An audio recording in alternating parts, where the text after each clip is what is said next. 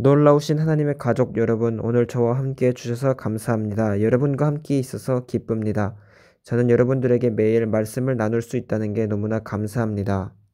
놀라우신 하나님의 통역자 여러분들에게 말씀을 전하는 것은 제가 매우 사랑하는 일입니다. 주님께서 오늘 여러분들에게 말씀으로 복을 주시고 여러분들을 권면하시고 격려하시고 기름 부으시고 사용하시고 여러분들의 모든 필요를 만족시켜 주실 것을 기도합니다. 예수님의 이름으로 그렇게 하여 주옵소서. 아멘. 기도하십시다. 놀라우신 주님, 오늘 주님의 말씀에 대해 감사드립니다. 귀하신 예수님, 당신의 백성들을 축복하시고 당신의 말씀으로 그들의 삶을 아주 풍성케 하여 주옵소서. 놀라우신 예수님 이름으로 기도합니다. 아멘. 아멘. 저는 여러분들과 함께 미혹으로부터 보호받는 것에 대해 이야기를 나누겠습니다. 여러분들이 모두 아시는 것처럼 세상에는 많은 혼합된 것들이 있습니다. 사람들은 무엇이 하나님에 속한 것이고 무엇이 하나님께 속하지 않는 것인지 잘 모릅니다. 주님께서는 마태복음에 경고하셨습니다. 마태복음 24장 4절 5절 그리고 11절에 그리고 24절에 예수님께서는 마지막 날에는 많은 미혹이 있을 거라 하셨습니다. 그리고 세상에는 사람들이 표적과 기사라고 불리는 많은 것들이 있지만 그런 것들은 참된 표적과 기사가 아닐 때가 많습니다. 왜냐하면 사람들은 이렇게 표적과 기사가 일어나는 것은 우리가 가르치고 있는 것이 사실이라는 것을 확립하는 거야 라고 말합니다. 하지만 하나님의 말씀만이 진리가 무엇인지 확립하는 것입니다. 표적과 기사는 진리를 결정하지 않습니다. 진리는 이미 하나님의 말씀에 의해 결정되어져 있습니다. 제가 저번 방송에서 요한복음 17장 17절과 시편 119편 89절을 여러분들에게 알려드렸습니다. 오늘 계속 하십시다. 저는 여러분들에게 한 성경 구절을 더 말씀드리겠습니다. 레위기 19장 19절로 가십시다. 주님은 모세에게 말씀하셨고 모세가 그것을 이스라엘 백성들에게 나누었습니다. 너희는 내 규례를 지킬지어다. 내 가축을 다른 종류와 교미시키지 말며 내 밭에 두 종자를 섞어 뿌리지 말며 두 재료로 직조한 옷을 입지 말지며. 이 말씀은 무엇을 의미할까요? 먼저 가축이 의미하는 것은 사역을 의미합니다. 사람들은 이스라엘 자손들은 동물을 주님께 드림으로써 사역을 했습니다. 희생제물을 주님께 바치면서 하나님께 사역을 한 것입니다. 그러므로 가축은 사역을 상징합니다. 오늘날 우리는 많은 사람들이 혼합된 믿음을 가지고 있는 것을 봅니다. 그런 사람들은 기독교적 믿음을 다른 종교와 공통된 믿음을 발견하려고 노력하고 있습니다. 그것은 이미 오늘날 일어나고 있는 일입니다. 우리는 많은 혼합된 것들을 봅니다. 다음으로 하나님은 너 밭에 두 종자를 섞어 뿌리지 말라 하셨습니다. 그것은 진리와 거짓을 의미합니다. 이미 우리나라에 일어나고 있습니다. 세 번째로 주님은 두 재료로 직조한 옷을 입지 말라고 하셨습니다. 옷은 우리의 생활 방식을 의미합니다. 우리가 성경적인 생활 방식과 세상적 생활 방식을 합하는 것은 주님에 의해 금지된 것입니다. 이 세 가지는 오늘날 전 세계적으로 많이 퍼져 있고 심지어 애언을 한다는 사람들에게도 이것은 발견됩니다. 사울 왕은 사무엘상 18장과 사무엘상 19장에서 예언을 하였습니다. 하지만 이 두 장에서 여러분들은 차이를 알 수 있습니다.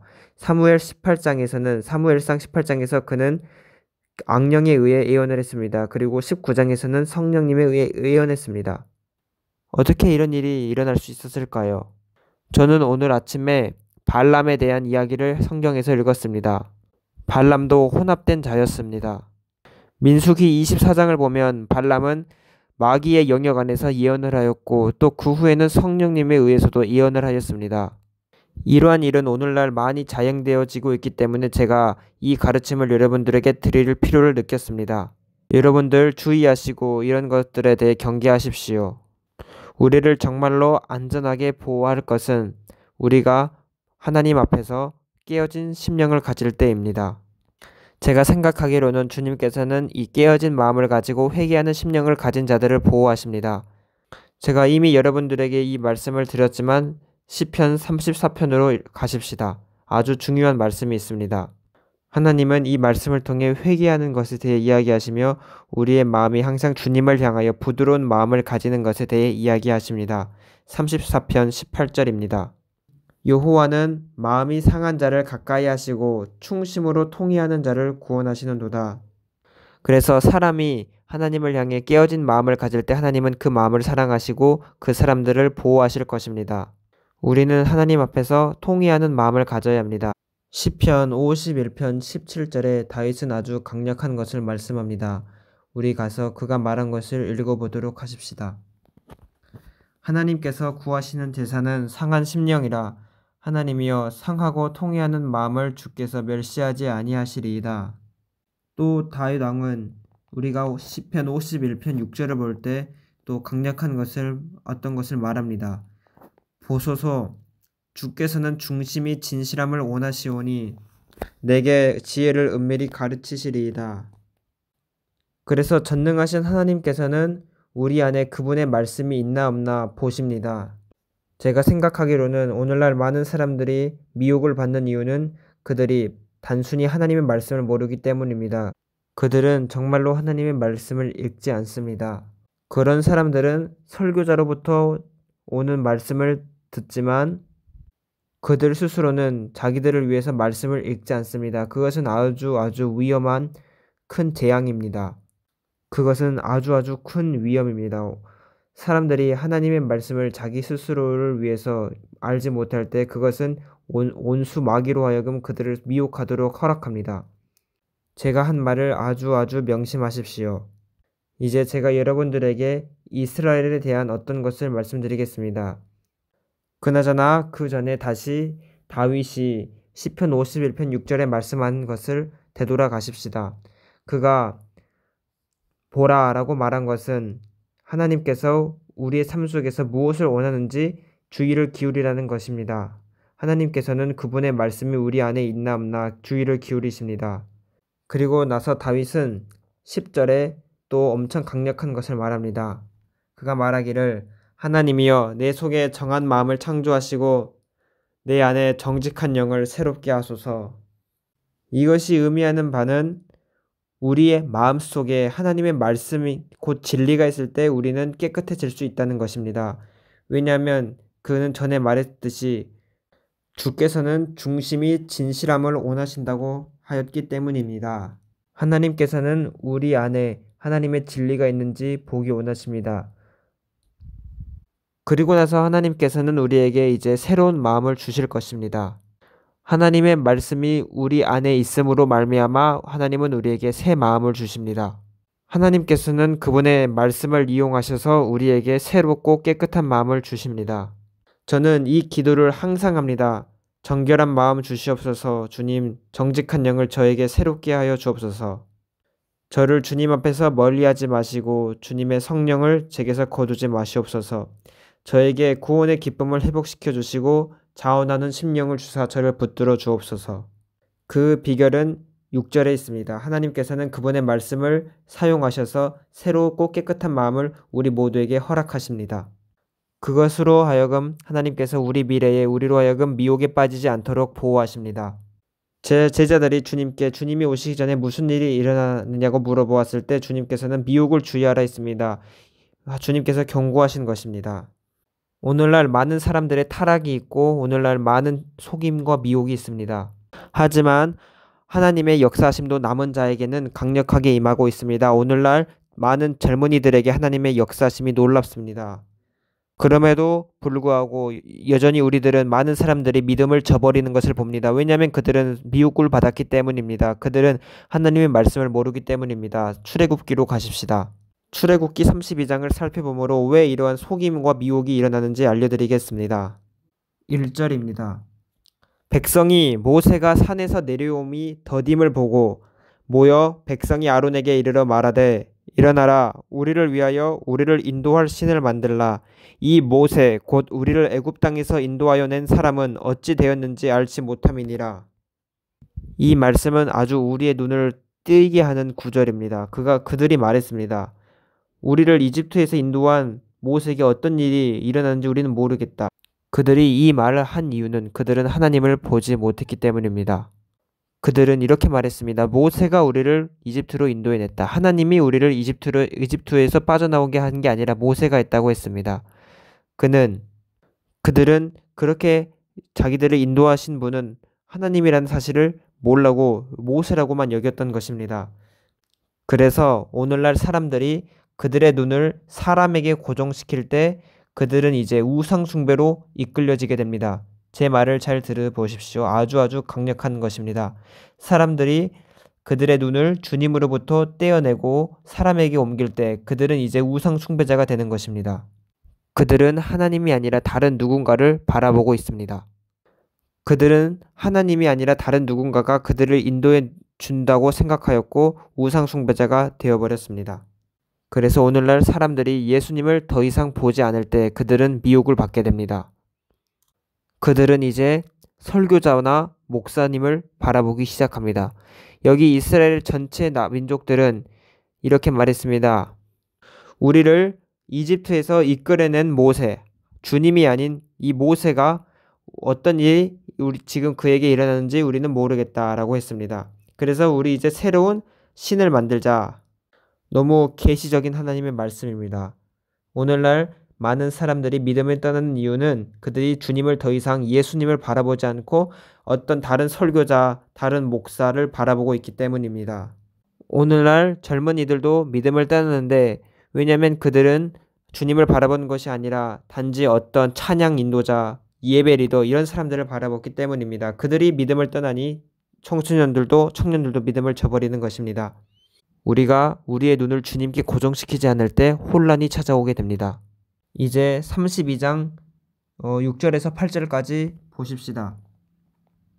그 이튿날에 그들이 일찍이 일어나 번제를 드리며 화목제를 드리고 백성이 앉아서 먹고 마시며 일어나서 뛰놀더라. 여호와께서 모세에게 이르시되 너는 내려가라.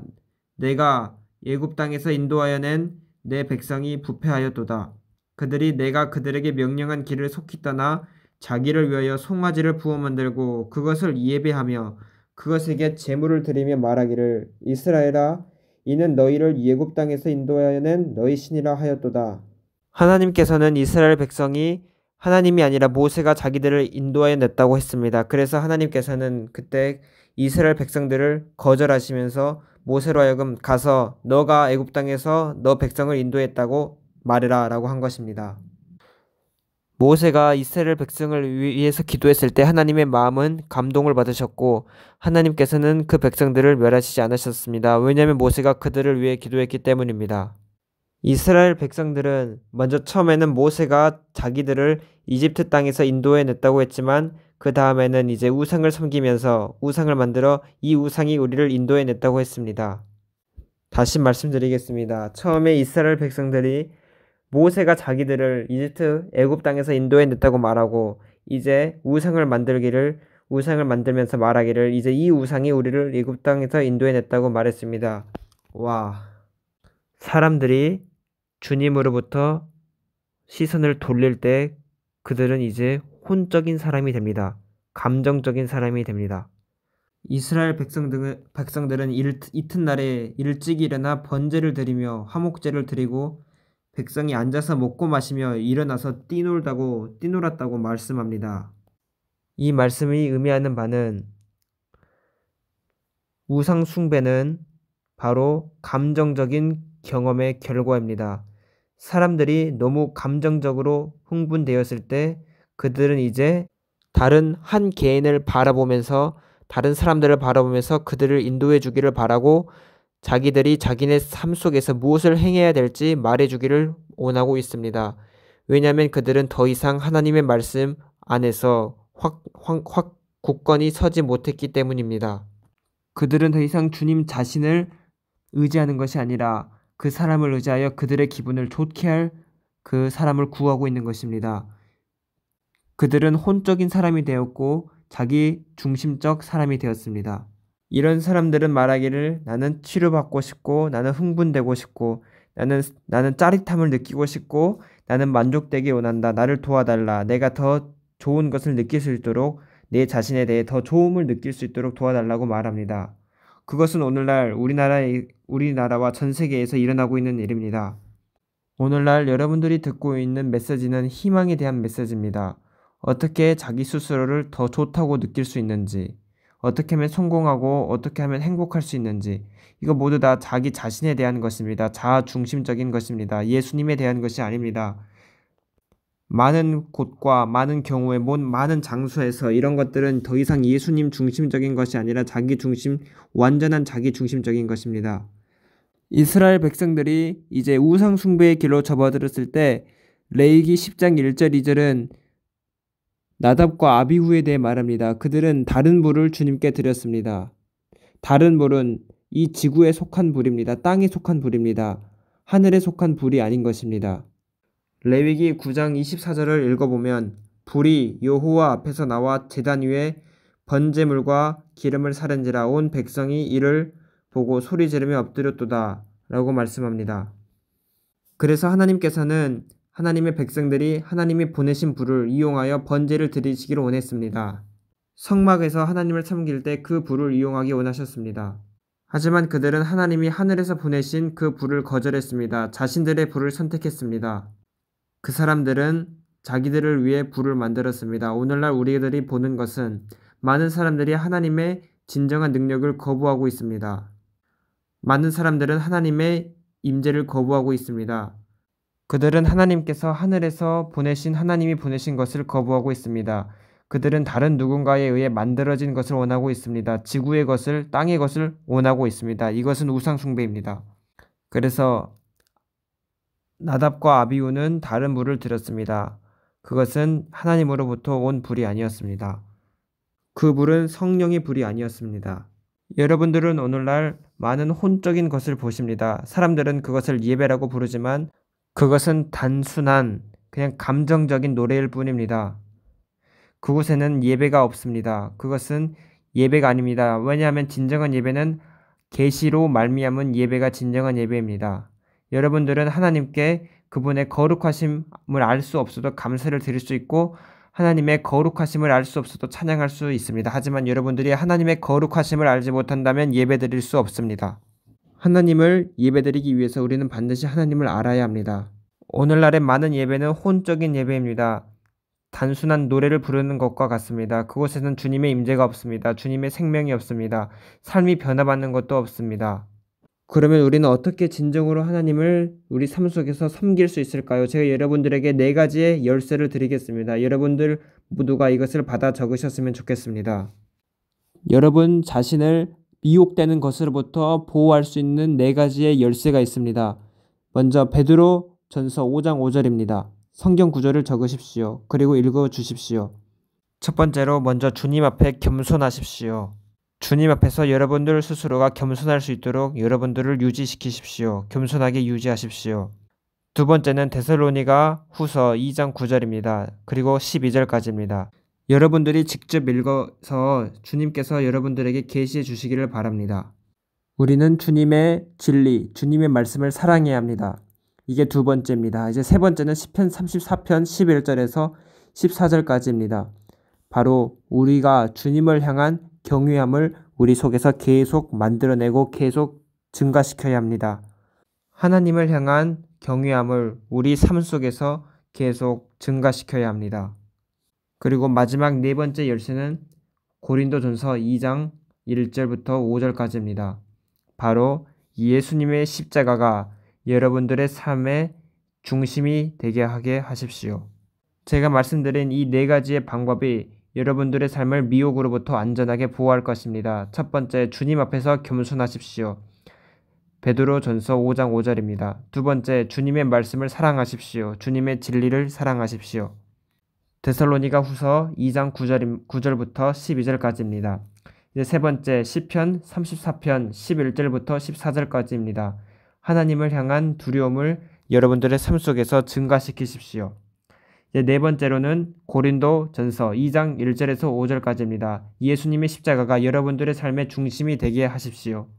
이 말씀들을 다 꼭 읽어보시길 바랍니다. 이제 기도하시겠습니다.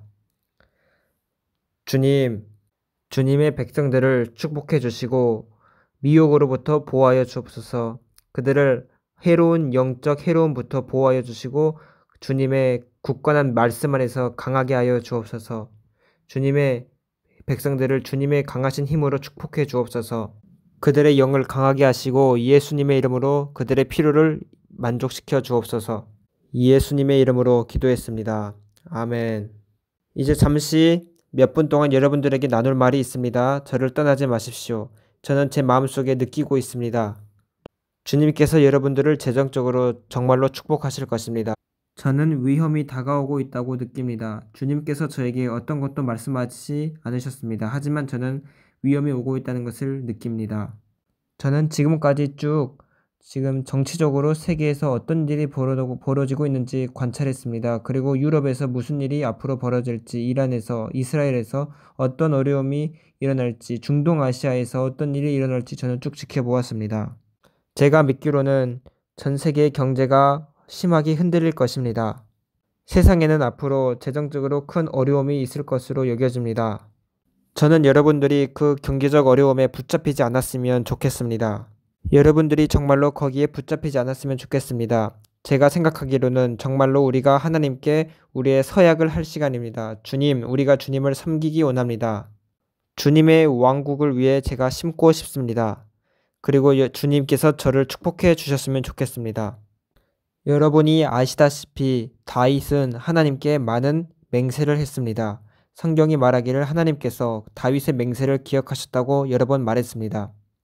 당신은 사무엘의 어머니 한나가 하나님께 어떻게 서원을 했는지 기억하십니까? 그리고 어떻게 하나님께서 그녀에게 사무엘을 통해 축복하셨는지 기억하십니까? 그리고 여러분께서는 다윗이 성경에 나와 있는 것처럼 얼마나 많이 하나님께 시편에 나와 있는 것처럼 서원을 하였고 하나님께서는 다윗을 축복하셨습니다. 그리고 다윗을 돌보았습니다. 그가 공경에 빠졌을 때 하나님께서는 다윗을 기억하시고 그의 맹세를 기억하셨습니다. 또 야곱에 대해 이야기를 해봅시다. 야곱도 주님께 이렇게 말했습니다. 만약 당신께서 저와 함께 계시고 또 저를 축복하시고 저를 집으로 다시 되돌려 주신다면 저는 당신께 제 수입의 10분의 1을 드리겠습니다. 라고 말했습니다. 그래서 우리가 지금 이제 이런 것들을 진지하게 생각해야 합니다. 우리도 주님께 약속을 해야 합니다. 우리가 주님께 드리겠다는 약속을 해야 합니다. 주님의 역사하시는 왕국을 위해 우리가 매달 주님께 심어야 합니다. 여러분들 중 많은 분들이 이렇게 하고 있는 것을 알고 있습니다. 하지만 제 영상을 보는 시청자분들 중에서는 다 그렇진 않습니다. 여러분들이 하나님의 일에 매달 적정한 금액을 정하여 하나님께 드리시기를 원합니다. 하나님께서 여러분들의 미래를 보호하실 것입니다. 많은 사람들은 11조는 구약의 것이므로 오늘날 유효하지 않다고 하지만 11조는 율법이 있기 전부터 있었습니다. 아브라함은 11조를 멜기세덱에게 드렸습니다. 율법이 있기 수백 년 전에 있었던 일입니다. 하나님의 말씀은 우리가 하나님께 드리는 것에 대해 아주 명확히 말씀하고 있습니다. 하나님께서 만약 구약에 말씀하셨다는 것을 바꾸시는 하나님이시라면 또한 신약에 있는 것도 변하실 분이십니다. 신약에 있는 것도 바꾸실 하나님이십니다. 하지만 하나님은 그런 분이 아니십니다. 하나님은 자신이 변하지 않는다고 말씀하셨습니다. 여러분들이 제 사역에 정기적인 헌금을 드리시면 좋겠습니다. 제 사역이 아니더라도 다른 사역에 주님이 말씀하셨으면 주님께 순종하십시오. 주님이 여러분들을 복주시고 보상하실 것이며 보호하실 것입니다. 저는 여러분들께 진심으로 말하지만 저는 그리스도인이 된 지 50년이 넘었고 사역을 한 지 48년이 넘었습니다. 저는 하나님의 귀하신 말씀을 계속 연구하고 연구했습니다. 제가 내린 결론은 모든 하나님의 말씀은 사실 그대로 진실이며 변하지 않습니다. 우리가 만약 주님께 우리 수입의 10분의 1을 드리면 하나님께서는 우리가 생각하고 우리의 능력 이상으로 축복하십니다. 우리가 주님의 축복을 받을 수 있는 그 능력 이상으로 축복하십니다. 11조는 우리의 삶을 위한 하나님의 하늘의 문을 여시게 만드는 것입니다. 말라기에서 말씀하고 있는 것처럼 하나님께 드리는 헌물은 우리에게 하나님의 수확을 가져다 줍니다. 만약 사람들이 하나님께 11조를 드리지 않는다면 그들의 씨앗은 많은 것을 생산해내지 못할 것입니다.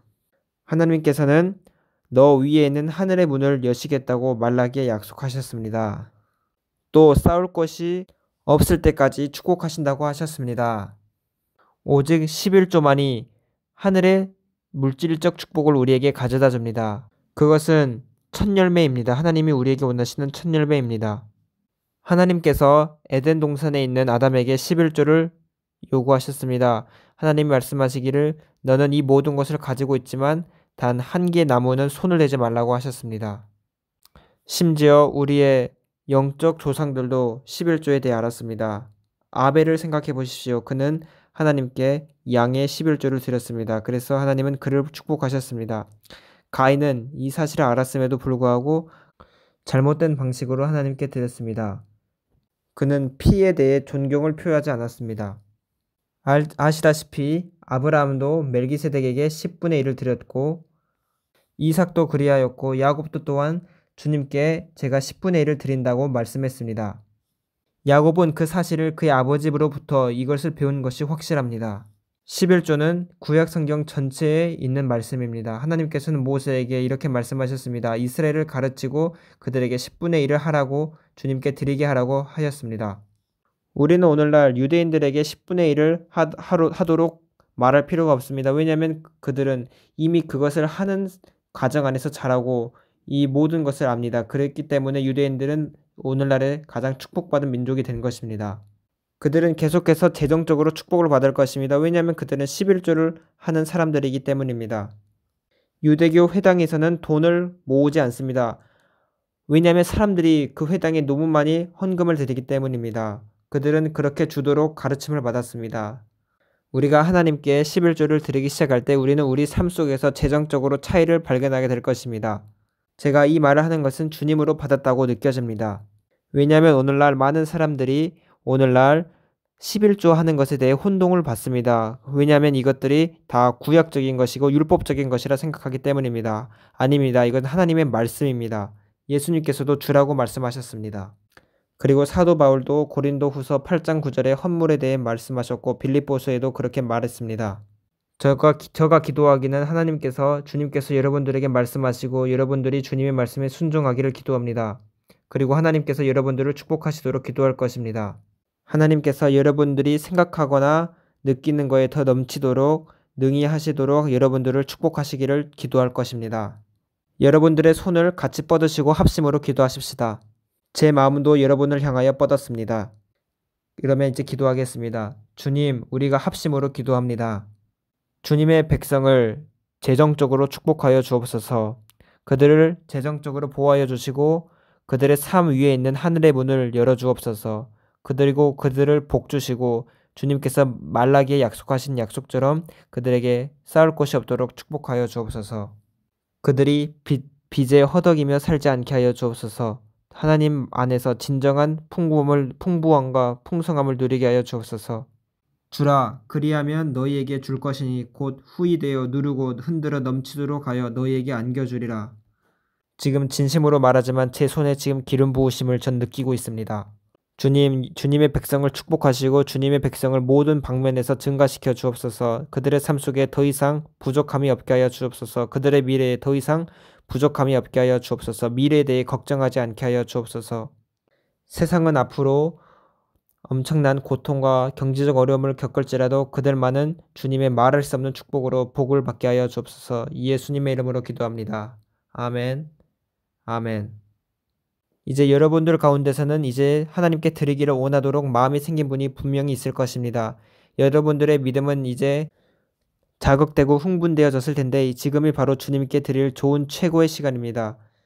지금 저는 기름 부으심을 느끼고 있는데 이것이 의미하는 말은 지금 씨앗을 받을 만한 토양이 축축히 적셔졌다는 의미입니다. 지금 하나님께 심으십시오. 여러분들은 베니힌 홈페이지에 들어가서 씨앗을 심으실 수 있고 또는 문자로 BHM45777로 씨앗 심으실 수도 있습니다. 하지만 제일 빠른 길은 저희 홈페이지로 가는 것입니다.